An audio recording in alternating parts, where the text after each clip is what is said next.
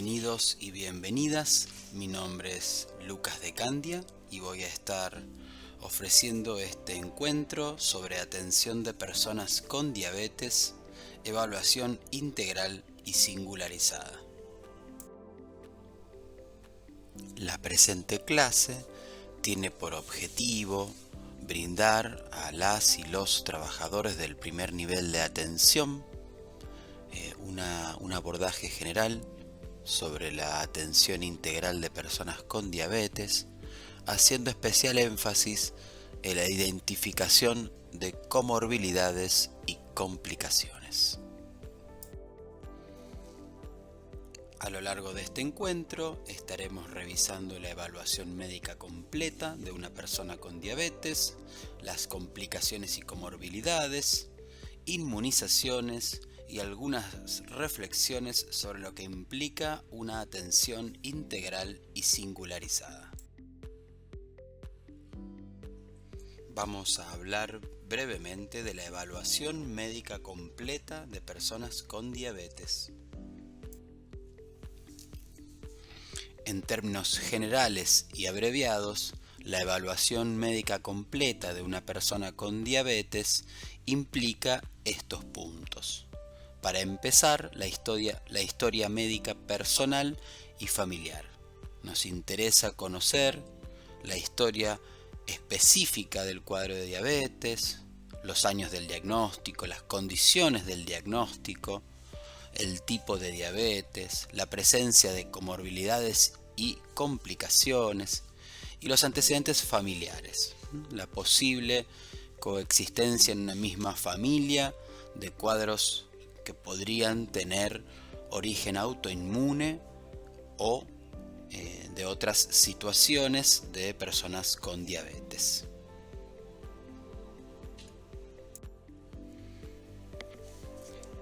En el gran y controversial apartado de estilos de vida, prefiero llamarlo determinantes sociales de la salud, enfermedad, atención, cuidado de una persona, podemos identificar diferentes áreas sobre las cuales nos interesa conocer quién es esta persona que estamos atendiendo y que padece diabetes.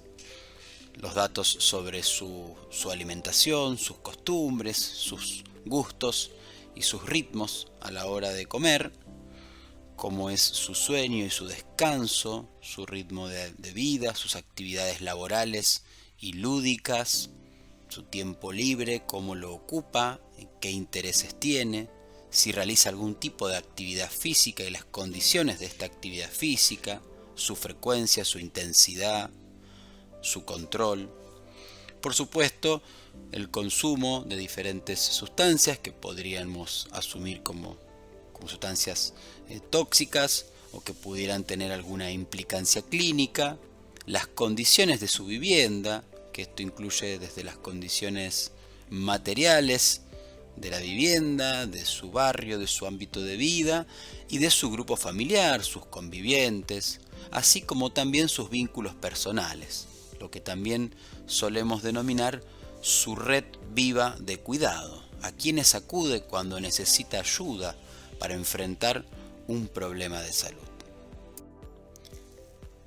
Respecto de medicaciones y vacunas, es fundamental conocer la historia de tratamientos que utilizó más o menos exitosamente en el pasado, el tratamiento actual que está realizando, y es fundamental conocer qué otra medicación está utilizando, si es que utiliza alguna más, ya sea indicada por algún colega o de automedicación.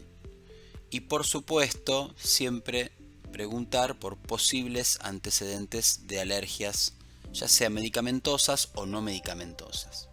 Respecto a las vacunas, es importante en las personas adultas referir, preguntar, explorar sobre su historia de inmunizaciones. Vamos a profundizar más adelante sobre este tema. Es fundamental realizar un examen físico completo en las personas con diabetes. Cuando decimos completo, decimos de los pies a la cabeza y de la cabeza a los pies, al menos una vez en el seguimiento, y luego específicamente ese examen físico enfocado en el control de los pies, en los pulsos periféricos, en la evaluación cardiovascular completa, en el control, en la pesquisa clínica de la neuropatía periférica, por dar algunos ejemplos. La evaluación de laboratorio incluye la medición de la hemoglobina glicosilada, que es un parámetro que nos habla del control metabólico. Es deseable lograr un adecuado control metabólico en todas las personas con diabetes. El perfil lipídico es fundamental para evaluar el riesgo cardiovascular y lograr los objetivos especificados en personas con diabetes en relación a los diferentes valores de las fracciones del colesterol, específicamente y sobre todo del colesterol LDL. La función hepática debe ser completa, debe incluir transaminasas, gamma GT, bilirrubina total y fraccionada y fosfatasa alcalina. Es fundamental no olvidar, la hepatopatía como comorbilidad en personas con diabetes. La medición del índice albuminuria creatininuria en orina al azar es un test diagnóstico de detección precoz de proteinuria, de albuminuria específicamente, que es la primera expresión o una de las primeras expresiones habitualmente del daño renal asociado a diabetes, por lo cual es fundamental repetir esta medición al menos una vez al año en todas las personas con diabetes que estemos controlando, siguiendo. La creatinina y la estimación de la tasa de filtrado glomerular también es fundamental que tenga al menos una repetición anual. La evaluación de la función tiroidea con una TSH y una T4 libre debe ser medida al menos una vez en todo el seguimiento de una persona con diabetes por la posible coexistencia de otros trastornos autoinmunes, como puede ser una tiroideopatía de origen autoinmune. El dosaje de vitamina B12 es una posible coexistencia en términos del déficit de esta vitamina, que a su vez podría tener alguna asociación con la neuropatía diabética y, como decimos, complicarnos el diagnóstico y el tratamiento. Y específicamente en los pacientes con tratamiento con diuréticos, con inhibidores de receptores de angiotensina o inhibidores de la enzima convertidora de angiotensina o IECAS, es fundamental un ionograma sérico para control del potasio. Cuando hablamos de automonitoreo, estamos tomando las palabras específicas de las últimas guías nacionales e internacionales sobre el seguimiento de personas con diabetes, pero en particular estamos diciendo la percepción que tiene la persona sobre su enfermedad, el conocimiento de los riesgos, del riesgo de hipoglicemia, las pautas que tiene cada persona de reconocer tempranamente las complicaciones, ya sea por hipo o hiperglicemia u otro tipo de complicaciones en función del perfil de complicaciones y o comorbilidades en cada caso. Es muy importante trabajar y hablar y escuchar mucho a cada paciente para entender cuánto se implica, cuánto conoce, cuánta percepción tiene de los riesgos y las alarmas en relación a su problema de diabetes.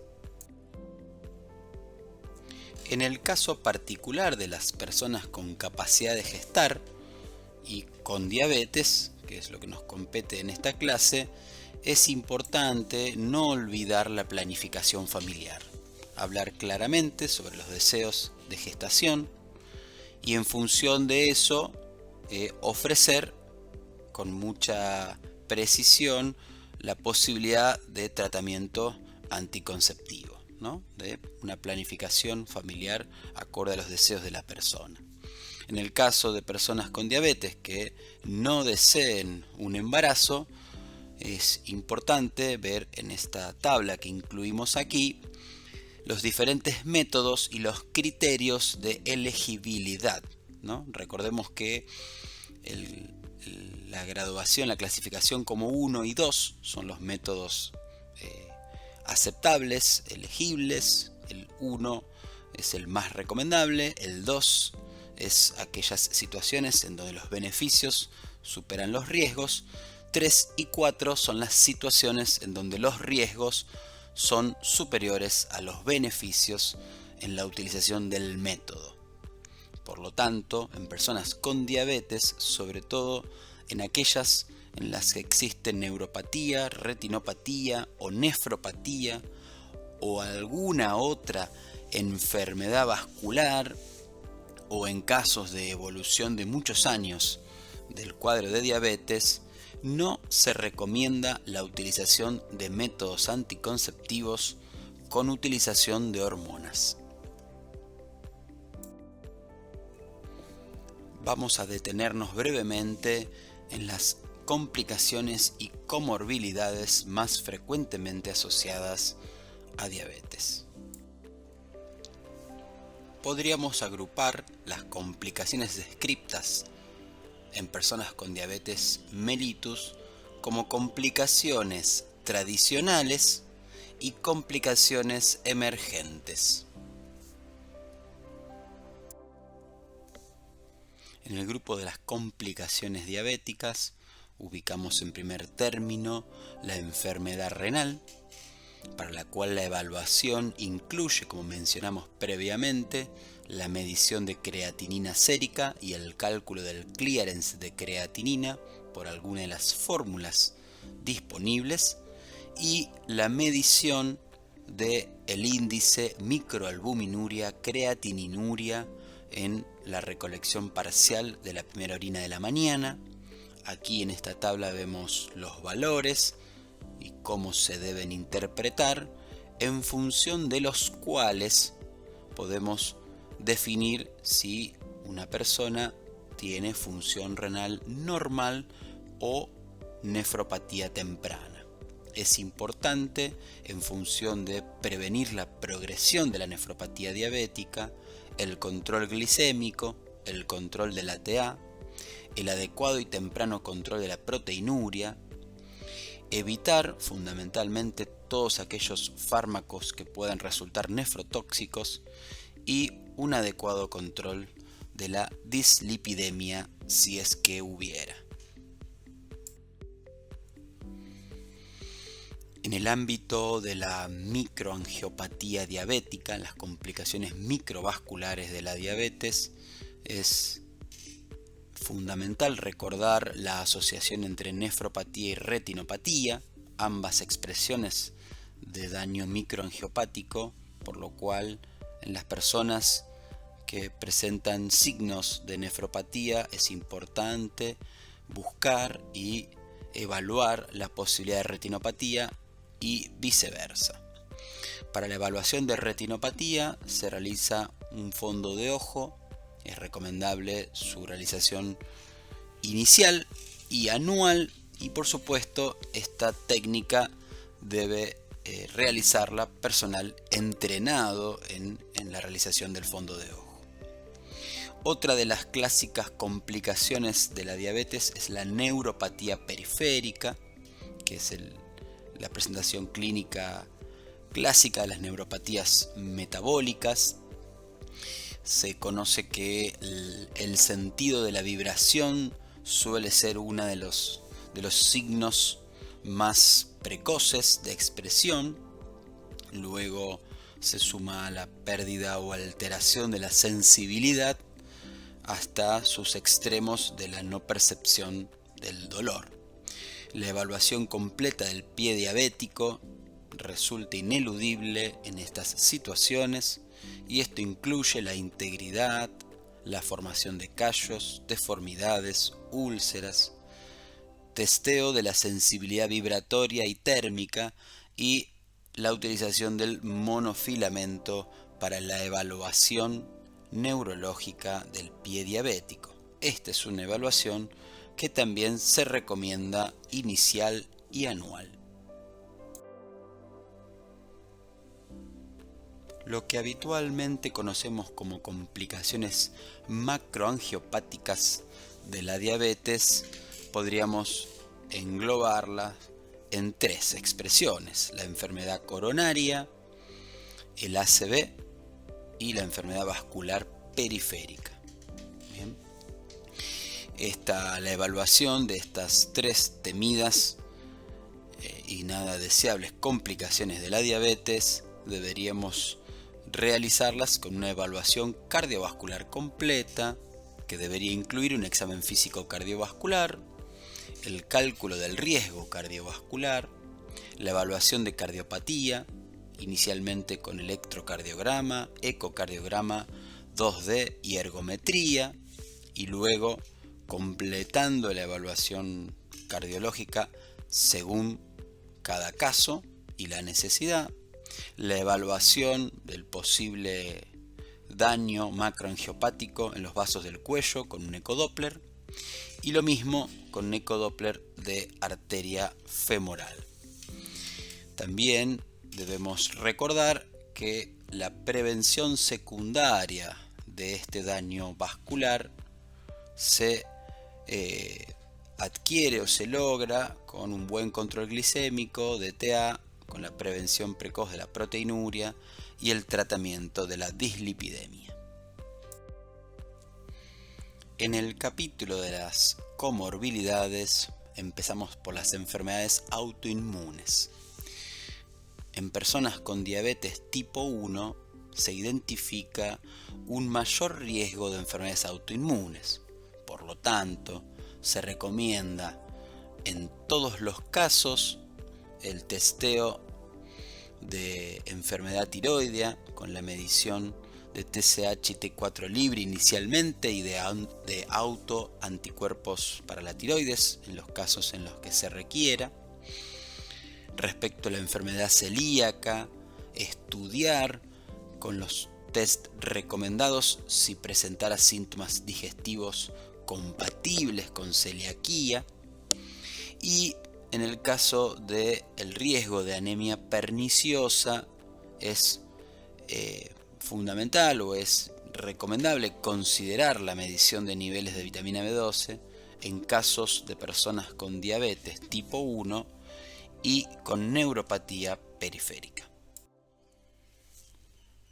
Se encuentra descrita la asociación entre la diabetes y el mayor riesgo de diferentes tipos de cáncer como hígado, páncreas, endometrio, colon y recto, mama y vejiga.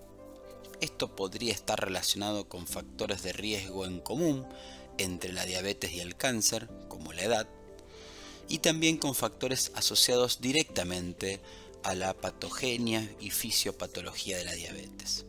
De cualquier manera, en la evaluación de comorbilidades de personas con diabetes, es recomendable la pesquisa de diferentes cáncer en función de la edad y del riesgo.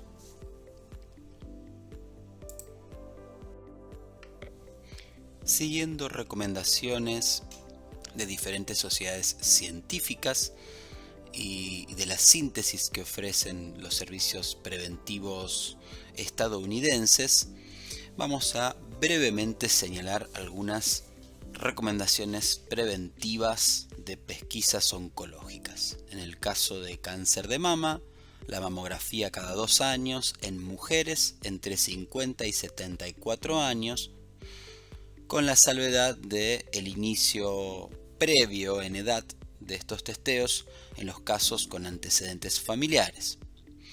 Para el cáncer de cervix, la recomendación es el test de citología PAP cada 3 años en personas de 21 a 29 años y en personas con útero de 30 a 64 años, citología PAP cada 3 años y test de HPV cada 5 o ambas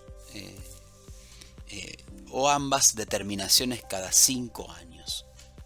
En el caso del cáncer colorectal, el test de sangre oculta en materia fecal y o la colonoscopía son las dos pruebas diagnósticas de pesquisa recomendadas a realizar cada 5 años a partir de los 45 años de edad.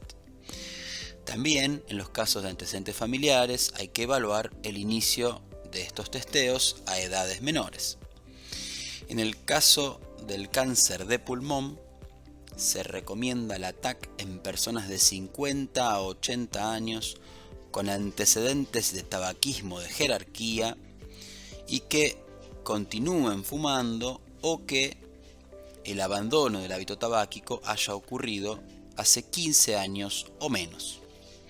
En el caso del screening de cáncer de próstata existe un poco más de discusión, pero se recomienda el examen digital y el antígeno prostático específico, aunque hay poca evidencia del beneficio de este screening para prevenir muertes por cáncer de próstata y se sugiere individualizar su recomendación.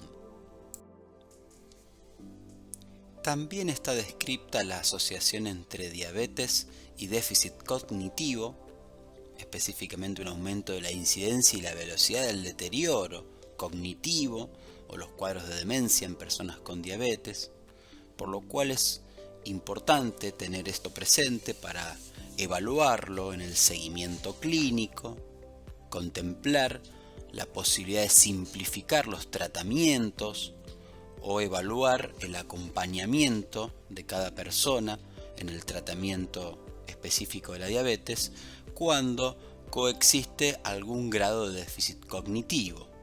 Podemos decir que hay cierta sinergia, nada positiva, entre el adecuado control de la glicemia y la alteración de la función cognitiva.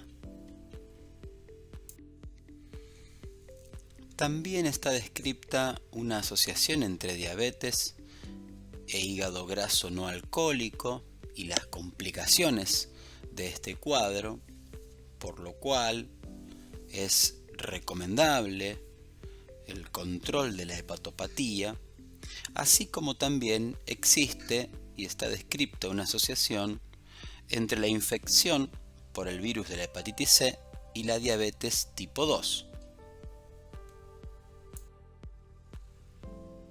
Continuando en el capítulo de las comorbilidades asociadas a diabetes, señalamos la pancreatitis, donde existe un riesgo mayor de desarrollo de pancreatitis aguda en personas con diabetes, y a su vez las personas que sufrieron pancreatitis pueden tener una perturbación en la arquitectura global y en la fisiología del páncreas que favorezca el desarrollo de diabetes.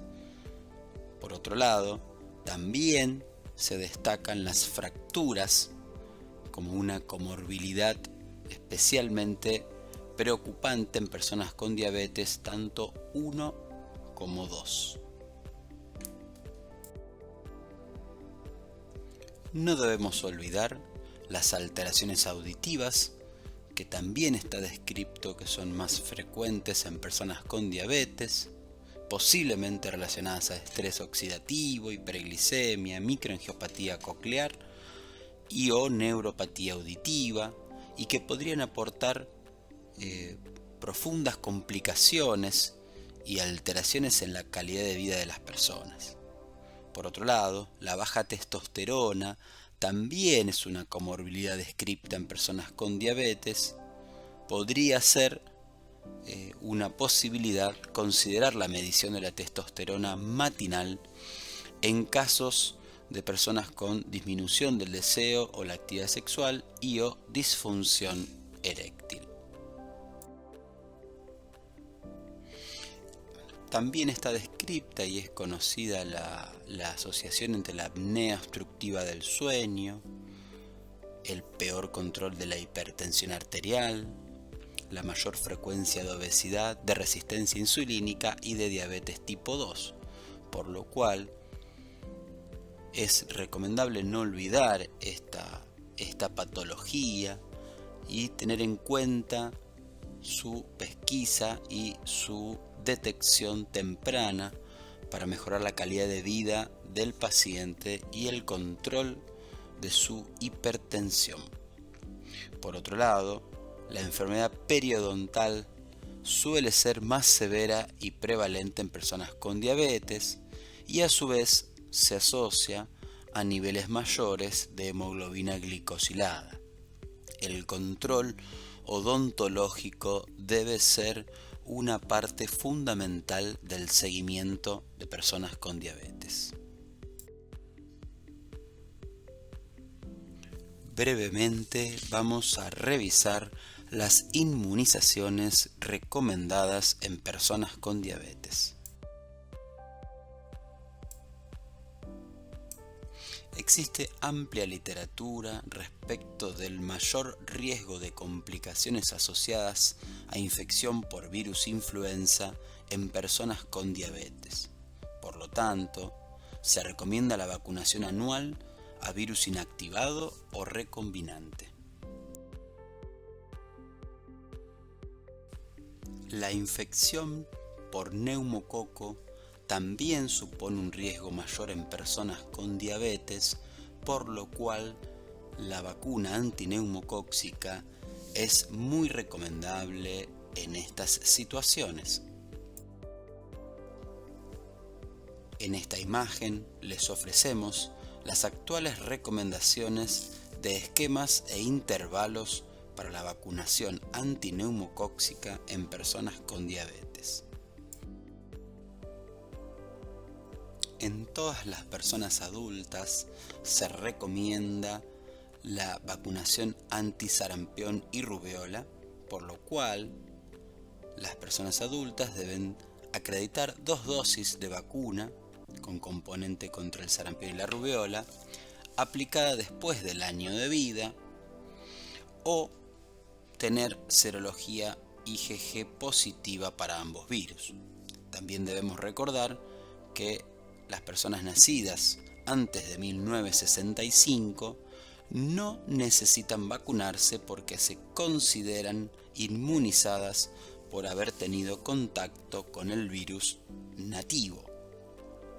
Respecto a la hepatitis B, se recomienda la vacunación universal a todas las personas con el esquema de 3 dosis, 0, 1 y 6 meses de intervalo.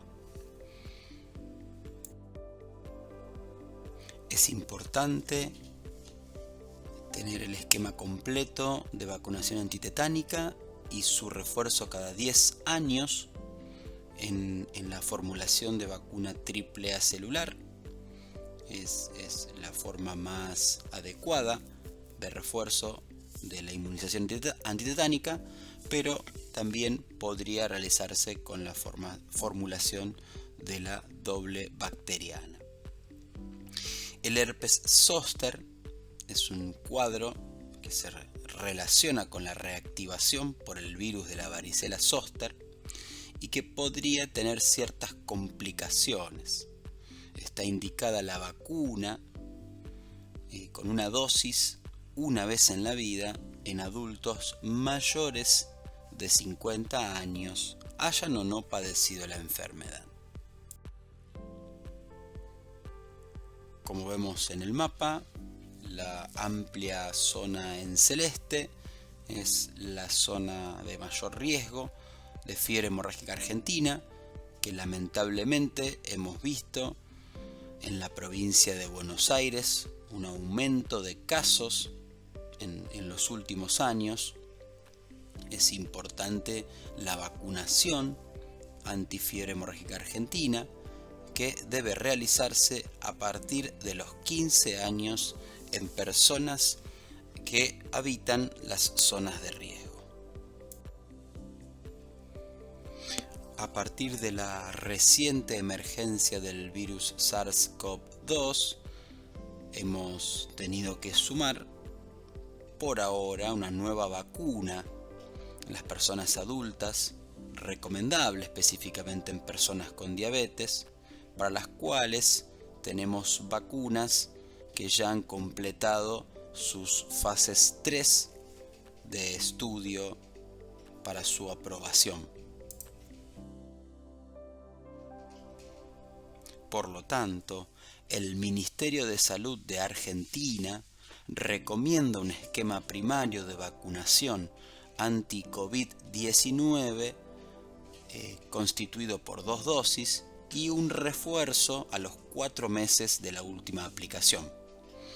También debemos recordar que se recomienda esperar 90 días post-infección en los casos de las personas que se han contagiado para colocarse la vacuna. Finalmente, vamos a detenernos a reflexionar sobre lo que entendemos como evaluación integral y singularizada.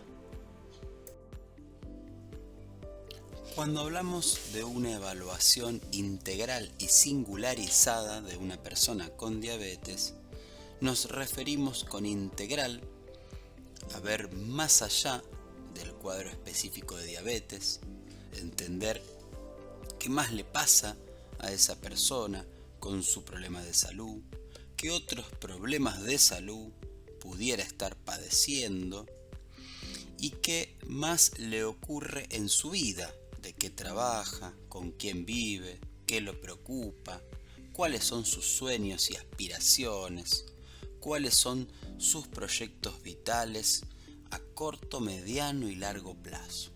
Por lo cual, ese abordaje integral nos invita y nos propone una singularización de la terapéutica y del abordaje, en donde las recomendaciones generales para cualquier persona con diabetes se ponen en diálogo y consideración con las condiciones singulares, únicas e irrepetibles de cada paciente.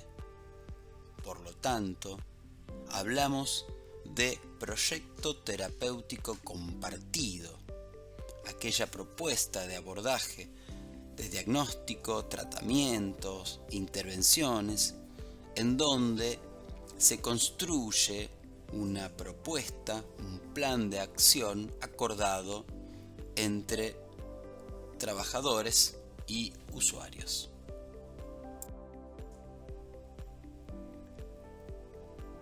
Este proyecto terapéutico compartido implica una relación entre usuarios y trabajadores, un diálogo, un encuentro, un intercambio simétrico y democrático.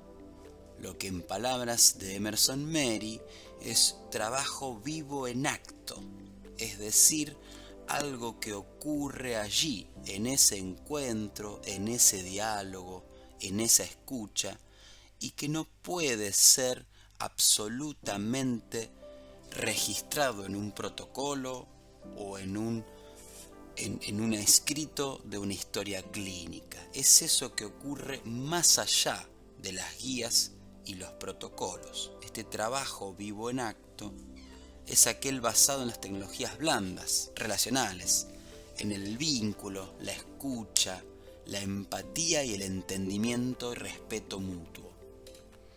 A su vez, este abordaje singularizado requiere una perspectiva interdisciplinaria. Este encuentro entre trabajadores y usuarios, esta relación de respeto, simetría y escucha, debe contemplar que los actos en salud, los actos de cuidado, tienen diferentes dimensiones, donde al menos podríamos señalar dos: una propia y cuidadora de la persona, de sus redes de vínculos, sus redes vivas de cuidado, y otra centrada en los saberes disciplinares, la burocracia profesional y las normas institucionales. Entre el conocimiento técnico médico y la experiencia propia de sufrimiento de las personas, es recomendable que ocurra un diálogo abierto, sincero y simétrico. Por lo tanto, sostenemos que el verdadero acto clínico ocurre en ese momento único e irrepetible de encuentro y diálogo entre las y los profesionales y las personas que sufren, en el caso de esta clase, diabetes.